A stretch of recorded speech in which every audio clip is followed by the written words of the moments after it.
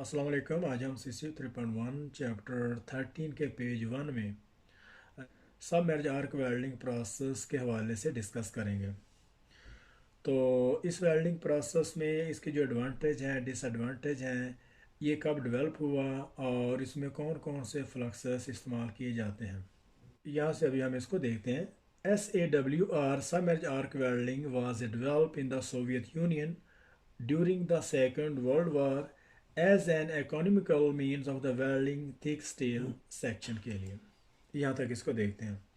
और सब major welding process जो है ये सेकंड वर्ल्ड वॉर में सोवियत यूनियन में इसको जो है वो डेवलप किया गया। और तकरीबन ही जितने भी जो वेल्डिंग प्रोसेस हैं ये 1914 के दरमियान जो है 39 से लेके 45 के दरमियान में ये तकरीबन जंगों का दौर रहा है। तो इस दौरान ही सब के सब तकरीबन वेल्डिंग प्रोसेस जो है वो इसको डिस्कवर किया गया, इनको डेवलप किया गया। As an economical means of the welding thick steel section, यहाँ तक इसको देखते हैं। और इसको जो है वो थिकर प्लेट को वेल्डिंग करने के लिए इस्तेमाल किया, और इस वेल्डिंग प्रोसेस को थिक स्टील प्लेट को वेल्ड करने के लिए इस्तेमाल किया जाता है। तो डेफिनेशन है यहाँ पे इसकी। तो सबमर्ज आर्क वेल्डिंग जो है वो यूके का इसमें टर्म में इस्तेमाल की जाती है, 121 इसका कोड है। और SAW जो है वो यूएसए में इसकी टर्म्स को इस्तेमाल किया जाता है। तो यहाँ पे अभी हम इसकी जो इंट्रोडक्शन है उसको देखते हैं। This welding process is normally mechanise and use both constant voltage current power source. और सब मैरिज आर्क वेल्डिंग प्रोसेस जो है ये मैकेनाइज वेल्डिंग प्रोसेस है, और इसमें दोनों जो पावर सोर्स हैं वो इस्तेमाल किए जाते हैं, जैसे कांस्टेंट वोल्टेज करंट है और कांस्टेंट एम्परेज टाइप, दोनों पावर सोर्स इसमें इस्तेमाल होते हैं। Amperage can range from 100 up to and amperage can range from 100 up to and over 2000 amperage. This gives very high current density in the wire and deep penetration and dilution into the base metal। यहाँ तक इसको देखते हैं।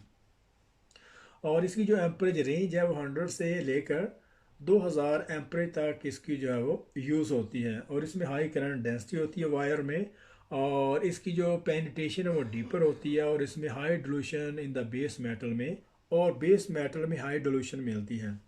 मतलब इसमें दोनों जो power source हैं, करंट कांस्टेंट वोल्टेज और कांस्टेंट एम्परेज इसमें इस्तेमाल किए जाते हैं। और इसकी जो एम्परेज की रेंज है वो 100 से लेकर 2000 एम्परेज तक इसमें यूज़ होती है, और इसकी हाई करंट डेंसिटी होती है, और इसकी जो पेनिट्रेशन है बहुत ज़्यादा डीपर होती है। और हाई करंट डेंसिटी की वजह से इसका जो बेस मेटल है उसमें डिल्यूशन बहुत ज़्यादा होती है। तो डिल्यूशन अगर हम जो बेस मेटल पिघल रहे हैं उसके अलावा इसके जो एलिमेंट हैं, और इसमें जो उसकी जो कोर वायर है, एलिमेंट है, और उसका जो बेस मेटल है, अगर हम इन तीनों को कैलकुलेट करें तो इसकी जो डायल्यूशन है वो यहाँ पे निकल आती है। यहाँ तक इसको देखते हैं। The arc is struck in the same manner as MIG and is generally added by the linear movement of the electrode tip across the surface of the run-on tabs. Through high frequency arc striking is also possible on some equipment। यहाँ तक इसको देखते हैं। और इसकी जो arc struck की जाती है as a MIG welding process ही की तरह होती है। तो इसकी जो फीलर वायर है वो लीनियर के थ्रू और उसके अलावा कॉन्टैक्ट टिप के थ्रू होती हुई जो बेस मेटल पे आके टकराती है, तो उससे इसकी जो आर्क स्ट्राइक होती है।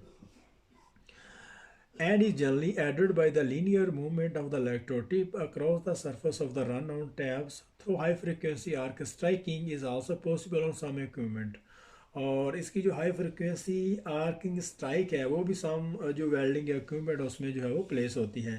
As its name suggest the arc is submerged beneath a covering of the flux that is a granular flux। यहाँ तक। और इसको सबमर्ज आर्क वेल्डिंग प्रोसेस कहते हैं। और इसको सबमर्ज आर्क वेल्डिंग प्रोसेस कहते हैं क्योंकि इसकी जो आर्क है वो फ्लक्स के नीचे जो है वो दबी हुई होती है, और जो फ्लक्स है वो ग्रेनुलर टाइप का फ्लक्स होता है, और ये जो फ्लक्स है वो ग्रेनुलर फ्लक्स टाइप होता है, और उसने इसकी जो आर्क है वो कम्प्लीटली तौर पर उसको जो है वो कवर किया होता है।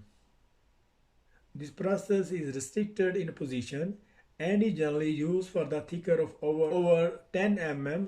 Run-on and run-off tabs are normally used on a welder seam As this allow the welding arc to settle to its required condition prior to the commencement of the actual welding. तो यहाँ पे हम इसको छोटा छोटा करते हैं। The process is restricted in position, और इस वेल्डिंग प्रोसेस से जो पोजीशन में वेल्ड करना डिफ़िकल्ट है। And is generally use for the thickness of over 10 mm, और इसके अलावा इसकी जो थिकनेस है वो 10 mm से ऊपर हम इसको वेल्ड कर सकते हैं। और run on and run off tabs are normally used on welder seam, as this allow the welding arc to settle to its required condition prior to commencement of the actual welding। यहाँ तक इसको देखते हैं। और इसकी सीम के दोनों side पे जो है वो रन ऑन और रन ऑफ टैब्स लगी होती हैं, और इससे जो आर को सेटल किया जाता है, उसके जो एम्पेयर हैं, वोल्टेज हैं, उसकी जो ट्रैवल स्पीड है, वेल्डिंग एक्चुअल वेल्डिंग स्टार्ट करने से पहले जो है उसकी जो रन ऑन टैब्स पे उसकी जो कमेंसमेंट की जाती है। तो उसके अलावा उसकी जो रन ऑफ टैब्स हैं तो वही इस चीज़ को कंपनसेट करती है। मतलब इसकी जो रन ऑन टैब्स है वहाँ से हम उसकी जो ट्रैवल स्पीड है, उसका जो एम्पेयर है, वोल्टेज है, वहाँ पे सेट किए जाते हैं असल वेल्डिंग शुरू करने से पहले। और इसी तरीके से हम उसकी जो बेवल है, उसकी जो सीम्स है, फुली तौर पर कंप्लीटली तौर पर उसको वेल्ड करते हुए जब हम नेक्स्ट उसकी टैब्स वहाँ पे जाते हैं तो इसी तरीके से वो जो है वो उसको वेल्ड करते हुए एंड तक ले जाते हैं, क्योंकि हमारी जो वेल्डिंग्स है उसमें कोई प्रॉब्लम ना हो। और यहाँ से अभी हम इसको देखते हैं। And the run of players compensate for this condition, और इसी तरीके से इसकी जो रन ऑफ टैब्स है वो इसी चीज़ को कंपनसेट करती है जिसी तरीके से रन ऑन टैब्स को यूज़ किया जाता है। At the end of the welds both plates are removed after the weld seam has been completed, और इसके अलावा दोनों प्लेट्स को जो दोनों तरफ से उसको जो है वो रिमूव किया जाता है जब हम उसकी जो बेवल है, उसकी जो सीम्स है उसको वेल्ड कर लेते हैं। The arc is normally found at the point of the wire come into the moving contact with the plates, और इसकी आर्क उस वक्त बनती है जब कॉन्टैक्ट टिप से उसकी जो वायर है वो मूव करती हुई बेस मेटल पे आके टकराती है। The flux blanket help to protect the arc from the atmosphere and decomposes in the heat of the arc to form a gaseous protective shield। यहाँ तक इसको देखते हैं। और उसका जो फ्लक्स होता है वो एक ब्लैंकेट जो है वो फ्लक्स ब्लैंकेट की जो है वो शेप बना लेता है, और जब वो कंबस्ट होता है, जब वो जलता है तो उसमें से बहुत सारी गैसेस हैं जो है वो वेल्ड मेटल को प्रोटेक्ट करती हैं। और इसकी जो गैस है वो आर कॉलम को प्रोटेक्ट करती है, और इसका जो स्लैग है वो वेल्ड मेटल को जो है वो सोल्डिफाई और ठंडा होने के लिए जो है वो यूज़ किया जाता है। Adding any adding any allying element and the oxidant that are contained in the flux compound, और उसमें जो बहुत सारे एलिमेंट और अलाई इस्तेमाल होते हैं जैसे कि डीऑक्सीडेंट हैं, और इसके अलावा उसके जो बेसिक फ्लक्स कंपाउंड हैं, तो वो जब डिकम्पोज होते हैं, जब वो हीट से जलते हैं तो उसकी वजह से वहाँ से जो है वो शील्डिंग गैस जो है वो वेल्ड मेटल और उसकी जो आर कॉलम है उसके लिए प्रोवाइड होती है, और ये एक फ्लक्स ब्लैंकेट बन जाता है। मतलब वो वेल्ड को सोल्डिफाई करने के लिए और आर कॉलम और उसको जो है वो शील्डिंग करने के लिए इसको इस्तेमाल किया जाता है। और इसके अलावा इसका जो मोस्ट जो पॉपुलर और मेन बेनिफिट ये है कि जो वेल्ड मेटल की प्रॉपर्टी हमें चाहिए होती है उसी तरह के उसमें एलिमेंट ऐड किए जाते हैं, और फिर उसको जो है वो सोल्डिफाई और कूल करने के बाद जो है वो हमें प्रॉपर्टी अचीव होती है। The flux also produces slag. The flux also produces slag that forms a protective barrier to cooling valves in a similar manner to MMA fluxes।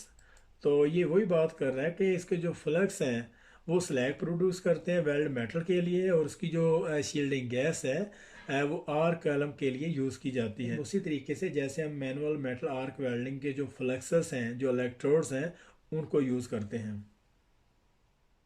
Photograph 1 show a stationary SAW head with a rotated pipe and 2 show a motorized tractor unit। तो number 1 और 2 में उसने motorise tractor unit है जो carry किए हुए, size tractor unit है जो कुछ हॉपर वगैरह कैरी किए हुए है। और उसके अलावा फोटो 3 में show A mobile handed guided carriage assembly that is being use for the welding deck plates. और नंबर 3 की जो पिक्चर डायग्राम है, नंबर 3 की जो डायग्राम है उसमें उसने जो बड़ी बड़ी जो डेक प्लेट्स हैं जो हवाई जहाज़ और शिप वगैरह को वेल्डिंग करने के लिए उसमें वो प्लेट को दिखा रहा है। यहाँ पे हमारा 13.1 का जो पेज यहाँ पे एंड हो रहा है। तो मिलते हैं नेक्स्ट पेज 2 में, तब तक के लिए अल्लाह हाफिज़।